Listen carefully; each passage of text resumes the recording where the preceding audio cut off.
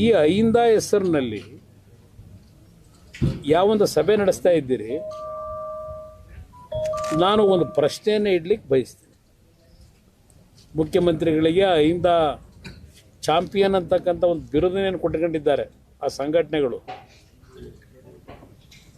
2023, 24,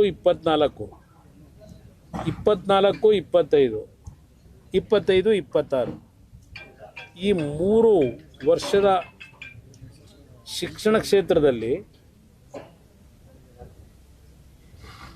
OBCಗೆ ಮತ್ತು ಮೈನಾರಿಟೀಸ್ಗೆ ಯಾವ ಮುಸ್ಲಿಮರ ಚಾಂಪಿಯನ್ ಅಂತಾರೆ, OBC ಮತ್ತು ಮುಸಲ್ಮಾನ್ ಬಂಧುಗಳಿಗೆ ಮಕ್ಕಳಿಗೆ ಸ್ಕಾಲರ್ಶಿಪ್ಪನ್ನು ಕೊಡ್ತಕ್ಕಂಥ ಇಶ್ಯೂನಲ್ಲಿ ಸುಮಾರು 1,64,000 ವಿದ್ಯಾರ್ಥಿಗಳಿಗೆ ಈ 3 ವರ್ಷದ ಸ್ಕಾಲರ್ಶಿಪ್ಗಳು ದೊರಕಲಿಲ್ಲ. 1,64,000 ವಿದ್ಯಾರ್ಥಿಗಳಿಗೆ. ನಾನು ಅದಕ್ಕೋಸ್ಕರಲೇ ಈ ಅಹಿಂದ ಹೆಸರಿನಲ್ಲಿ ಯಾವೊಂದು ಮುಖ್ಯಮಂತ್ರಿಯ ಕುರ್ಚಿಯನ್ನು ಭದ್ರಗೊಳಿಸ್ಕೊಳ್ತಕ್ಕಂಥ ಒಂದೇ ದೃಷ್ಟಿಗೋಸ್ಕರವಾಗಿ ಈ ಹೆಸರುಗಳನ್ನು ಉಪಯೋಗ ಮಾಡ್ಕೊಂಡು ಬಂದಿದ್ದೀರಿ.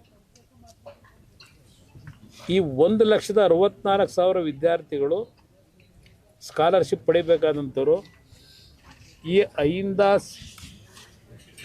ಸಮಾಜಕ್ಕೆ ಸೇರಿರ್ತಕ್ಕಂಥ ಮಕ್ಕಳು.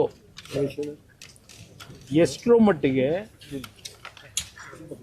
ಈ ಮಕ್ಕಳ ಒಂದು ವಿದ್ಯಾಭ್ಯಾಸಕ್ಕೆ ಈ ಒಂದು ವರ್ಗದ ಜನರಿಗೆ ಈ ಸರ್ಕಾರ ಕಳೆದ 3 ವರ್ಷದಿಂದ ಹಣ ಬಿಡುಗಡೆ ಮಾಡದೆ ವಂಚನೆ ಮಾಡಿದ್ದಾರೆ. ಅಧಿಕಾರಿಗಳು ಹೇಳ್ತಾರೆ ನಮ್ಮ ಇಲಾಖೆ ತಪ್ಪಿಲ್ಲ, ಆರ್ಥಿಕ ಇಲಾಖೆಯವರು ಹಣ ಬಿಡುಗಡೆ ಮಾಡಲಿಲ್ಲ, ಆರ್ಥಿಕ ಇಲಾಖೆಯವರ ಲೋಪದೋಷದಿಂದ ಈ ಹಣ ಕೊಟ್ಟಿಲ್ಲ ಈ ಕ್ಷಣದವರೆಗೆ. ಆರ್ಥಿಕ ಇಲಾಖೆ ಬಗ್ಗೆ ಚಾರ್ಜ್ ಮಾಡ್ತಾ ಇದ್ದಾರೆ ಅವರು, ಆ ಇಲಾಖೆಯವರು. ಅಂದರೆ ಮುಖ್ಯಮಂತ್ರಿಗಳು ಎಷ್ಟರ ಮಟ್ಟಿಗೆ ಈ ಅಹಿಂದ ವರ್ಗದ ಜನರ ರಕ್ಷಣೆಯನ್ನು ಮಾಡ್ತಾ ಇದ್ದಾರೆ ಅನ್ನೋದಕ್ಕೆ ಇದು ಒಂದು ಉದಾಹರಣೆ. ಯಾವುದೋ ನಿಮ್ಮ 6-5 ನಿಮ್ಮ ಗ್ಯಾರಂಟಿ ಸ್ಕೀಮ್ಗಳಿಗೆ SCP STP ಹಣವನ್ನು ವರ್ಗಾವಣೆ ಮಾಡಿರ್ತಕ್ಕಂಥದ್ದು ಅದೆಲ್ಲ ಒಂದು ಭಾಗ ಪ್ರತಿ ಚರ್ಚೆ ಆಗೋಗಿದೆ, ಅಳಿಸಲಾಗಿದೆ. ಅದೆಲ್ಲ ನಾನು ಹೇಳಿರ್ತಕ್ಕಂಥದ್ದು ಅಹಿಂದ ಸಮಾಜದ ವಿದ್ಯಾರ್ಥಿಗಳಿಗೆ ಅವರ ಶೈಕ್ಷಣಿಕ ಬದುಕಿಗೆ ಎಷ್ಟರ ಮಟ್ಟಿಗೆ ಈ ಸರ್ಕಾರ ದ್ರೋಹ ಮಾಡ್ತಾ ಇದೆ. ಇದನ್ನು ಅಹಿಂದ ವರ್ಗದ ಜನ, ಮೈನಾರಿಟೀಸು, ಮುಸಲ್ಮಾನ್ ಬಂದವರು ಅರ್ಥ ಮಾಡ್ಕೋಬೇಕು ಅಂತಕ್ಕಂಥದ್ದನ್ನು ಹೇಳಲಿಕ್ಕೆ ಬಯಸ್ತೇನೆ ಪ್ರಮುಖವಾಗಿ. ಇನ್ನು ನೀವು ಮೊನ್ನೆ ಒಂದು ಪತ್ರಿಕೆಯಲ್ಲೇ ಬರೆದಿದ್ದೀರಿ ವಿವರಣೆಯನ್ನು. ಯಾವೊಂದು ರಾಜ್ಯ ಸರ್ಕಾರ ಕೇಂದ್ರ ಸರ್ಕಾರದ ಯೋಜನೆಗಳು, ಪ್ರಮುಖವಾಗಿ ರಾಜ್ಯದಲ್ಲಿ ಹಲವಾರು ಭಾಗದಲ್ಲಿ ರಾಷ್ಟ್ರೀಯ ಹೆದ್ದಾರಿಗಳ ಯೋಜನೆಗಳಿಗೆ ರಾಜ್ಯ ಸರ್ಕಾರ ಯಾವೊಂದು ಭೂಮಿಯನ್ನು ಭೂಸ್ವಾಧೀನ ಮಾಡಬೇಕು, ಭೂಸ್ವಾಧೀನವನ್ನು ಮಾಡದೆ ಕೇಂದ್ರ ಸರ್ಕಾರ ಹಣ ಕೊಟ್ಟಿದ್ದರೂ ಆ ಯೋಜನೆಗಳನ್ನು ಅನುಷ್ಠಾನಕ್ಕೆ ತರತಕ್ಕಂಥ ನಿಟ್ಟಿನಲ್ಲಿ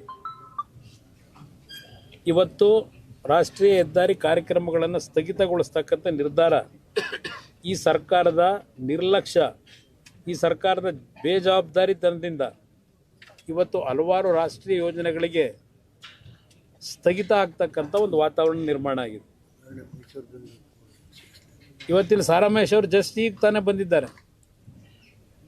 ಸುಮಾರು 700 ಕೋಟಿ ಹಣ ಬಿಳಿಕೆರೆ ಇಂದ ಪ್ರಾರಂಭ ಆಗಿ ಮಾರ್ಗೋಡ್ನಳ್ಳಿ, ಯಾವ್ದು ಮಾಯಗೋಡ್ನಳ್ಳಿನೋ ಯಾವ್ದಣ್ಣ ಅದು ಊರು, ಎಡೆಗೋಡ್ನಳ್ಳಿ, ಸರ್ ನಮ್ಮ ದೊಡ್ಡಹಳ್ಳಿ ಕೊನೆ ಭಾಗದಲ್ಲಿ ಎಡೆಗೋಡ್ನಳ್ಳಿಯವರೆಗೆ 4 ಲೇನ್ ಆಗ್ಬೇಕಾಗಿತ್ತು.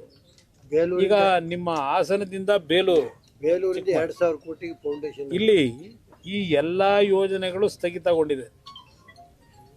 ನಮ್ಮ ಮುಖ್ಯಮಂತ್ರಿಗಳು, ಕೇಂದ್ರದ ಆರ್ಥಿಕ ಸಚಿವರು ಹೆಣ್ಣುಮಗಳಿದ್ದಾರೆ.